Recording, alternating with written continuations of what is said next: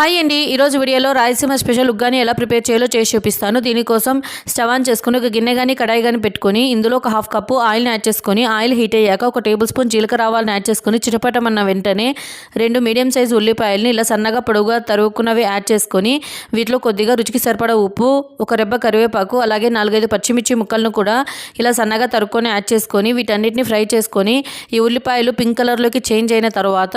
బాగా పండిన 2 medium size గల టమోటోల్ని ఇలా సన్నగా తరుక్కున్నవి యాడ్ చేసుకొని ఇందులోనే కొద్దిగా పసుపును కూడా యాడ్ చేసుకొని ఈ టమోటాల పైన స్కిన్ సపరేట్ అయ్యేంత వరకు మగ్గించుకొని స్టవ్ ఆఫ్ చేసుకొని పక్కన పెట్టుకోవాలి. తర్వాత ఇప్పుడు ఇంకొక గిన్నెలో వాటర్ తీసుకొని ఇందులో బొరుగులు లేదా మరమరాలు అంటారు కదా, వీటిని యాడ్ చేసుకొని మెత్తగా ఇలా తడుపుకొని ఇలా వాటర్ అంతటిని మనం గట్టిగా పిండుకున్న తర్వాత గ్రేవీలో వేసుకొని కలుపుకొని కొద్దిగా కొత్తిమీర తరుగును కూడా యాడ్ చేసుకొని మనము ఉప్పు సరిపోయిందో లేదో చూసుకొని ఇంకా సర్వింగ్ చేసేసుకోవడమే. మీ ఊర్లో ఈ ఉగ్గానిని ఏమని పిలుస్తారో తప్పకుండా కామెంట్ చేయండి. ఇటువంటి వీడియోస్ కోసం నా ఛానల్ సబ్స్క్రైబ్ చేసుకోండి.